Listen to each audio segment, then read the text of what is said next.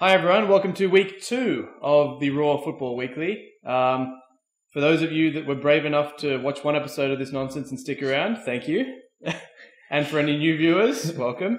Yep. I'm Matt. I'm Alex.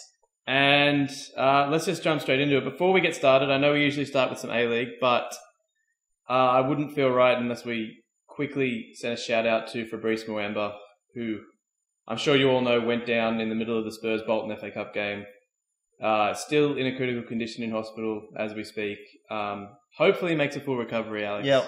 I was watching the game and it was just catastrophic scenes out there. So on behalf of the Raw and us, get well soon, Fabrice. It was really, really terrible to see, and we hope you're back soon. It's a great article on the Raw today, actually, written by Mike Tuckerman about the Muamba incident. If you haven't read that, you definitely should. It was very good. Yep.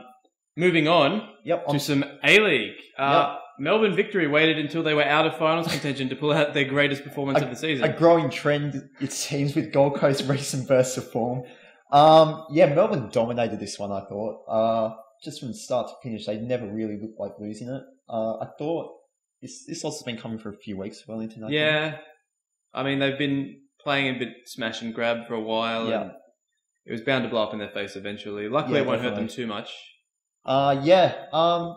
So there's been sort of some growing talks about possibly Hernandez leaving at the end of this season. I've heard links to Adelaide and even more ridiculously, Sydney. And don't get me wrong, I'm the first person that would welcome Carlos Hernandez to Sydney FC, but I can't imagine that. I can't imagine he'd leave to Sydney. But let's say in the situation that he does leave to maybe an overseas team, it would be another big loss for the A-League. So I just what do you think of this sort of growing trend of sort of players leaving for better pastures overseas, especially to China?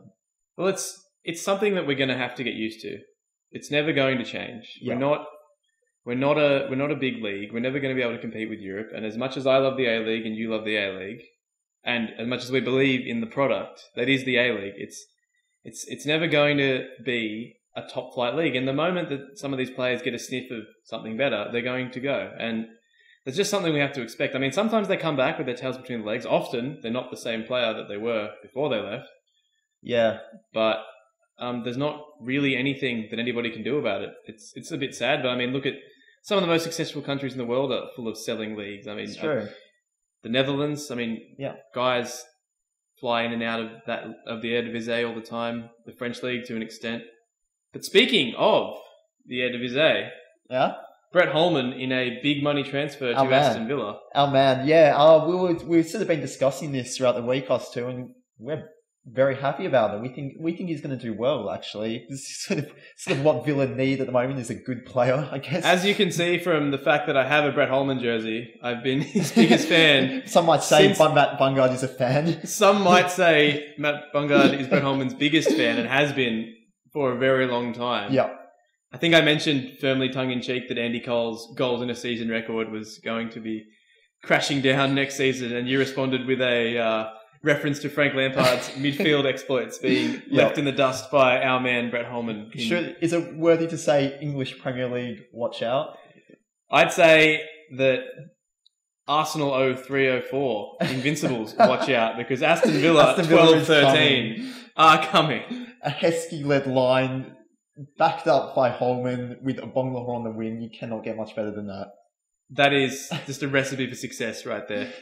I think we were talking about Melbourne Victory. We might have been talking about Melbourne Victory about 5 minutes ago, and now we're talking about Emile Heskey. Yeah. But yeah, sort of overdue win for Victory. I guess it's not really worth talking about Victory at this stage of the season because they've been so disappointing because they're out. Although we should mention that they have re-signed Jim Magleton. Yeah. I think he obviously needs more time. I think he's sort of come under a lot of criticism, but it's just their season's been such a disaster. When he came in, you really just need to see it out, and I'm glad he's been given more time to prove himself because you never know, there might be a really great manager there. Yeah, and as much as we might dislike them, the A-League needs a successful Melbourne Victory. Yeah, I think absolutely. It's the biggest support, biggest club in Australia. They definitely need to be back up there and competing in Champions League, I think. But 3 great goals in this game. Jago's goals, Hernandez goal, and then Cernak's goal as well was a great passing move, so just 1-2 passes, but yeah, 3 really exceptional goals and something that's clearly Cernak heard our jibes at him being a big fish in a small pond at North Queensland last week. I think we can safely say we have our first celebrity hater. The Raw weekly listener. Unfortunately, he was out to get us. Isaac Cernak has made us look quite foolish, some might say. Yep, we are eating our words. On to Saturday, a rare double header taking place at the same time. Yeah, what's with that? Just about 45 minutes to an hour away from each other. I don't know what was with that. Yeah, it's weird. So both of these games had huge ramifications on the Premiership plate.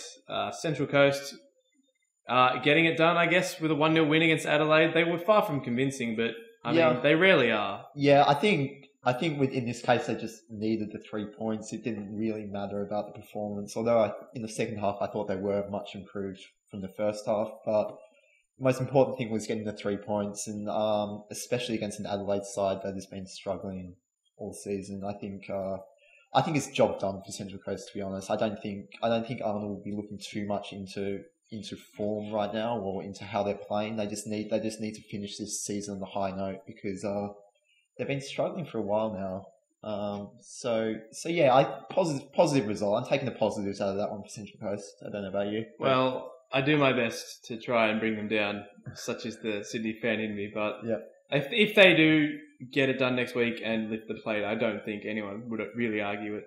Yeah. No, I don't think you can argue against them. They've been the most consistent team all season, apart from this sort of recent dip in form. Yeah. So yeah. So I don't think you can really begrudge Central Coast the title. As it is though, it's looking very close up there.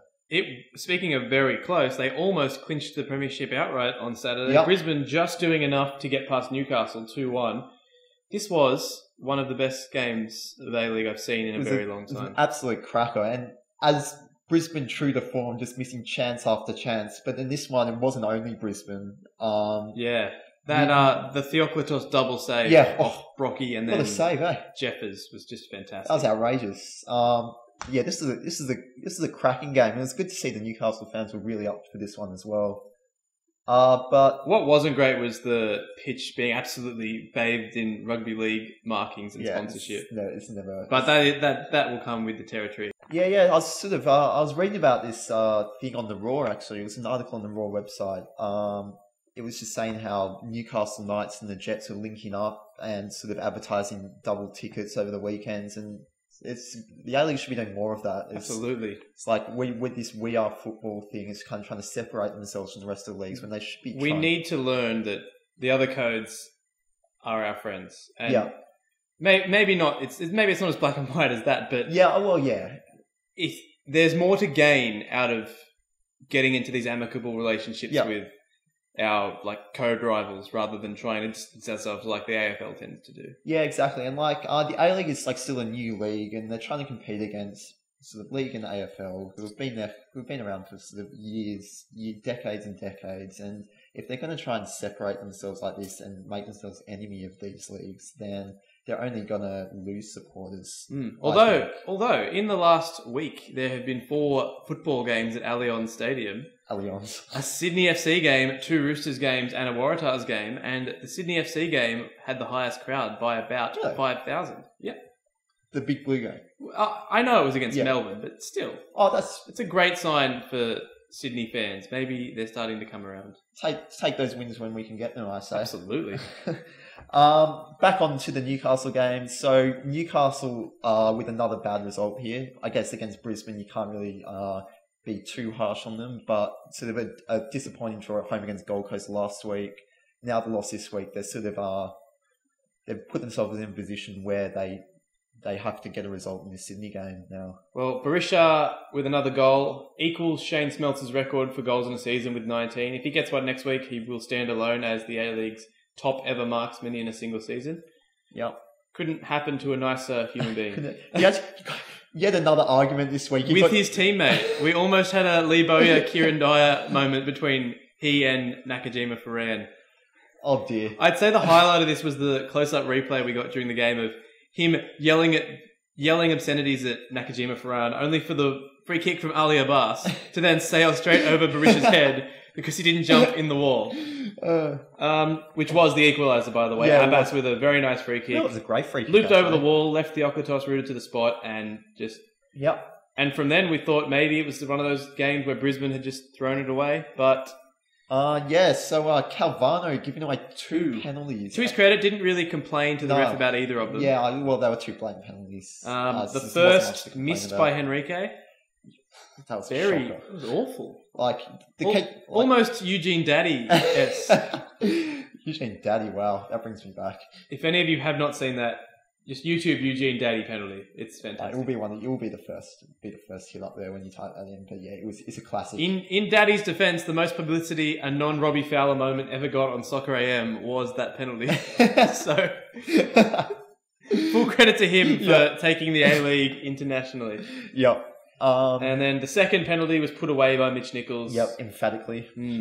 To be fair, this game could have finished 5-4. It was so many missed chances in this game. Bereshar missed a bit of a sitter, clattered into the post. Henrique had that great effort from the edge of the area where curled into the left post, off the inside of that one, into the right post, and rolled into the waiting arms of Ben Kennedy. I always love when that happens, when it hits both posts. It's something that happens maybe 2 or 3 times a season. It's always a bit of music. What do you think the greatest ever both posts goal would be, Saxon? It's a pretty easy one. You should know probably a moment late on in a certain Australia-Japan game in a World Cup where Tim Clutch Cahill just decided to blast one from... That's a pretty good answer. You win. Good job. Would have been very disappointed. I think everybody would have been disappointed in you if you didn't get that one. I was nervous. Except for our Japanese contingent. They don't want to be. They don't really want to think about it. I've got a Nakamura jersey on the desk to appease them. Oh yeah. Well, not that you can see that it says really Nakamura on the back. Actually. Well, I've told them now. Yeah, that's true. What if they speak Japanese? Should we have Japanese subtitles? I think producer Julian. I think we need to work on Japanese subtitles for next week. Thank you. Thank you, producer Julian. Outstanding. Fourth game of the week. Another one with huge implications. Although not so much after Newcastle failed to win. Yep. Sydney FC coming from 2-0 down away to Melbourne Heart to draw 2-2. It's like, hate to use a overused cliche, but a game of 2 halves. Yes. I know. But no, Heart dominated the first half. The 3 people that were still watching just turned off because of that cliche. Hope you're very proud. Yeah, let's move on. Mate Gigantic opening the scoring with a nice little finish between Nichevsky's legs. Eli Babalj, who we can't say enough good things about. It's Hart just completely dominated that first half, and that was a really good goal by Babalj. I thought it's got down low. Sort of just managed to arc his body around the defender and head it where Nichevsky couldn't get to it. And sort of a good bit of anticipation. With every week goes by and every goal he scores, as we said last week, he is not long for the A-League, unfortunately. This goes back to what we're talking about with players leaving as soon as they get sniffed green passes. Time for a Socceroos call-up soon, perhaps? There's a very good chance. Yeah. He and Kennedy up front in 2014. That is a hard forward line to mark with set pieces. Would not want to be a centre-half. No. In one of those games. Yeah, no, that's brutal. But then Shannon Cole, on at half-time, changed the game. I think it's safe to say. First goal was a scrappy one. Yeah, just no one really cleared it. He managed to deflect off Cazarin's legs. Carl got it, put it onto his left and just slotted it past the keeper. Yeah, it was just a bit of a scrappy one. The second one, however, was an excellent set piece. Great late run. Great ball from Jamison. Great ball from Jamison, I thought. And it was just a really, really nice set piece goal. And it's one of those ones where you're sort of looking at to see what the defence could have done differently. And it's not really, it's just one of those goals which is just a really well executed Both teams having chances to win the game. Yep. Fred breaking through just before that Cole equaliser. Yeah. Should have probably made it 3-1. And then Babalj also before Sydney got the equaliser. And Nicky Carl's rocket that cracked into the crossbar. That was some hit. And then also Cazarin's rebound as well, the volley rebound, which Bolton did really well. Clint Bolton against his old side with a fantastic save. And now what this means is Melbourne Heart, despite throwing it lead away, will finish 5th and be in the finals. Yep. Oh, sorry, they could finish 6th if they lose next week and Sydney win. But either way, they will be in the finals. Yep. And Sydney need to win next week against Newcastle in what is an all or nothing game. Yeah, it's a finals playoff, so to speak. And finally, giving their fans something to cheer about. Yeah. Gold Coast United 3, Perth 0. And Perth would have been looking at that Wellington result on Friday night, licking their lips thinking, oh, we've got third locked up now. No. To say this is the most surprising result of the weekend would be an obvious thing to say, actually. But almost 2,000 fans turned out as well, which I know is not great, but considering that they've been plodding through single digits all year, it's not the worst turnout. Let's hope that the people of the Gold Coast can get out there for their last ever game against Brisbane Roar next week and maybe cost their state rivals the premiership. So Anderson with a really good goal actually off the set piece, kind of whipped his head around it into the far corner. That was actually better than the Jamison Cole goal, I thought. It was just a really great header into the far post. So what do you think of the red card? Yeah, I think it was a red card. Like, I know Heffernan it's not what he intended. I don't think he meant to harm the player. I think it was just a bad jump. But in the end of the day, when you lead with your elbow like that, you're going to get... Yeah, and he did catch him on the head as well. That's what the ref saw, and that's what we all saw on the television coverage. So I think I don't think it was foul play by Heffernan, and I don't think he meant any harm to the player, but it was a red card. I think he had to go. And coming back from injury to score 2 late goals. Yeah, Brown. Great counter-attacking goals, I thought, for Gold Coast. Perth were pouring men forward in the second half, and were unlucky not to get the equaliser. Just couldn't capitalise on their chances. But Brown's second goal, especially in the 93rd minute, was an excellent finish, I thought. So I think great return to form for Gold Coast. I think ever since this sort of terrible news of their cease to existing next season, I guess. Hashtag save GCU. Yeah. For all you Matt Bungard Twitter followers. All 3. Really? Only 3? Shut up. Let's just quickly brush over next week's fixtures. Yep. Adelaide versus Melbourne Heart. Not a whole lot to talk about here. Dead rubber for both teams. Yeah, no, it's a bit of a non-game, I think. I suppose Melbourne, if they win, will go to Perth instead of Wellington. It's by far one of the least important games of this round, I think. Perth came up against Melbourne Victory again. Perth are playing for that home finals. Melbourne playing for pride. They will finish 8th no matter what happens. Yep. Next up, we have Wellington playing Central Coast. That is at... There's no implications on that one. Oh, except the premiership. That minor detail. This is going to be tough for the Mariners. If they're going to come first, they're going to have to earn it because it's very tough to beat Wellington over there.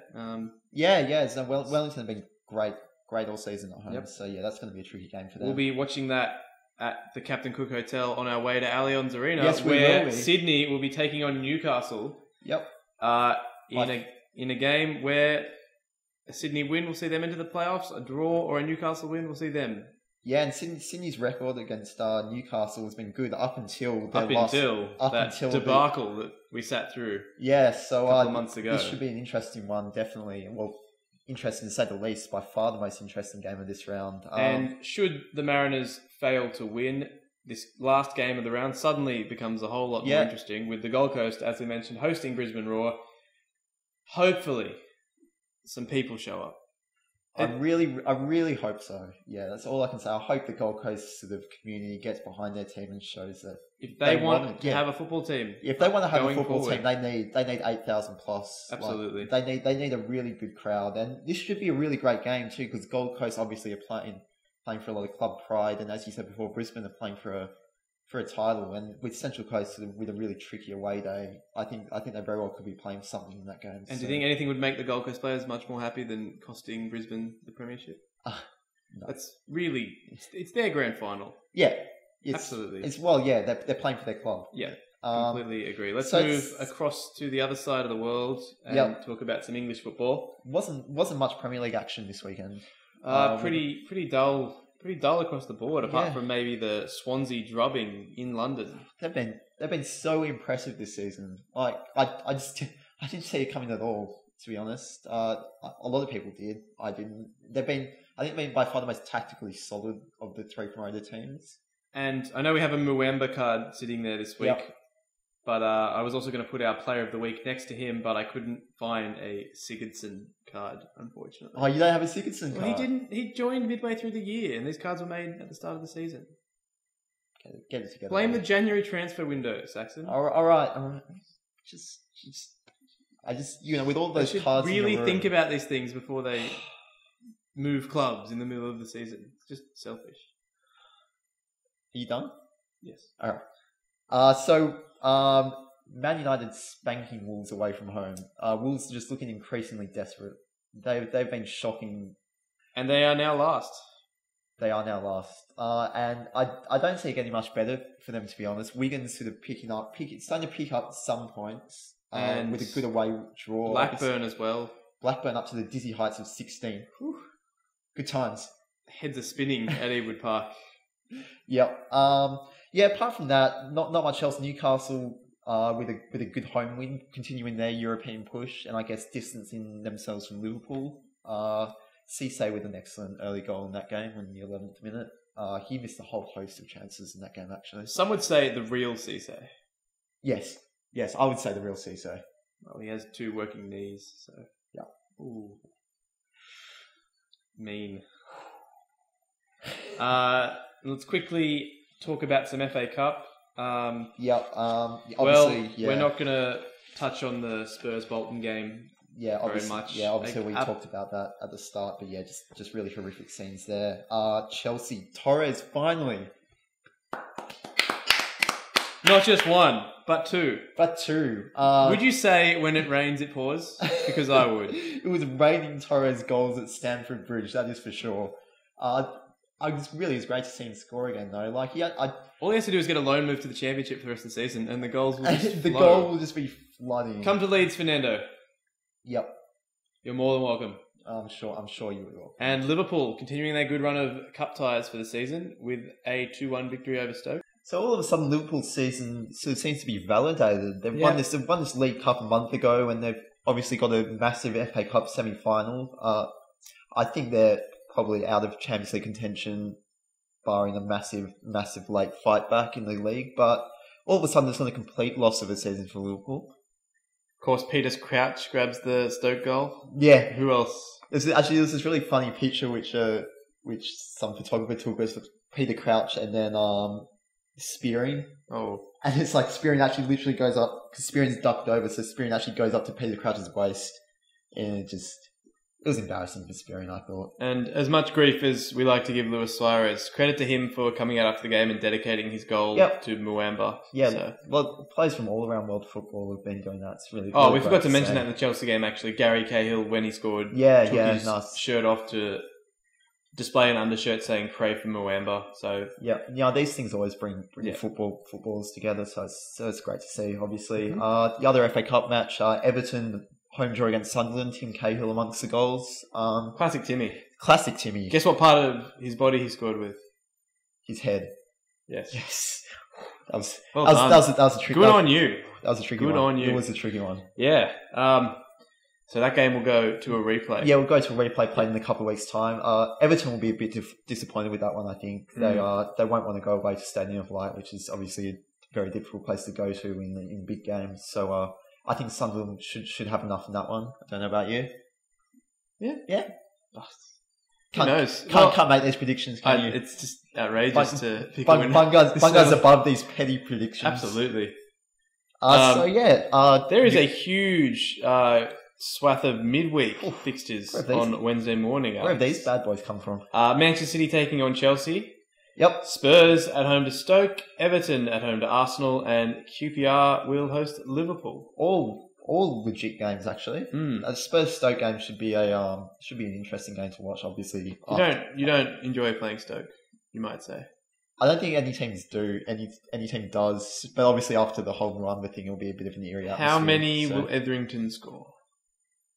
Always score. Just continuing the trend of ex-Spurs players scoring against Spurs. I still remember when Luke Young just potted a 35-yard screamer against Spurs the Middlesbrough game. Yeah. I think that was Ramsdale's one day's first game in charge, actually. Yeah, I remember that one like it was yesterday. More ex-players score against Spurs than any other team. Is that actually a fact? I don't know. if you say things with an authoritative tone, people will usually believe you. So. Yeah. More exposed players scoring against Spurs than any other team. We're saying those facts right now. Yep. And there was no Asian Champions League, although there will be some this week. We might head up to Blue Tongue. Yeah. To cheer on the Mariners, which is kind of surreal, but I will be cheering on the Mariners Absolutely. in that game, as you all should. Yep, definitely. We're all behind A-League teams in Champions League footy, so yeah, get behind the Mariners. And if you are within the Sydney, Newcastle or Gosford area, definitely try to get up for that game. Absolutely. A big crowd for this one would be a great advertisement for the A-League. And given that this game is going to be shown all around Asia. Yeah, the Champions League games sort of have struggled in recent years to get big crowds in Australia, so yeah, a big crowd would be a massive boost. Yep. Adelaide also having a home game. Yep. And obviously we can't get to that one, but maybe a Saxon Bungard road trip. Could be a late run. Yeah. Yeah. No, it's not going to happen. There is another big week of Champions League action behind us. Chelsea in extra time against Napoli. That game was fantastic. That was an absolute cracker. I think we all saw the Chelsea sort of revival coming to some extent in that game, but we didn't think it would be such a great game. Like it's just I don't know what do you want to say about it? It was amazing. Yeah, Di Matteo yet to lose as Chelsea manager. The good times are back at Chelsea, would you say? They are, absolutely. Yeah. And obviously, great, and it was very good to see a few of the old guard that ABB so despised. Drogba, Lampard, grabbing goals. Yeah, Lampard obviously coming out and saying the past few weeks that they need to stick by this old guard. So yeah, obviously that's. Although John Terry, who also scored, came out and said he will miss ABB, but I don't know how much sincerity there was in that. I'm not sure how legit that was. Yeah, John Terry's an honest and upstanding member of the community. I'm sure there was nothing but integrity in his. I'm sure there's nothing but honesty and goodwill behind that statement. Definitely. And what we did expect was to see Barcelona safely through, but we probably didn't expect them to win 7-1, and we certainly didn't expect Messi to score 5 goals. Didn't you? Actually, sort of did. Yeah. I think it's a mark of how good Messi is. That is sort of what we do expect from him. Like you see it, and you don't really like. It's not like it's a bit of a shock, but you don't really. It's not like outrageous. Like if I were to tell you that Messi scored 5 goals, you'd be like, yeah. That sounds about right. Yeah, and that's what we did. Not much else to say about that game. Real Madrid safely through as well. Yep. And it should be a great last 8. The draw came out last Friday. Yep. Chelsea taking on Benfica. Chelsea going to have a hard time in that game. I think Benfica have been good this season. Yeah. Obviously in the not very competitive Portuguese league, but it should be a cracker. Yep, and the tie of the round probably AC Milan and Barcelona. Yep.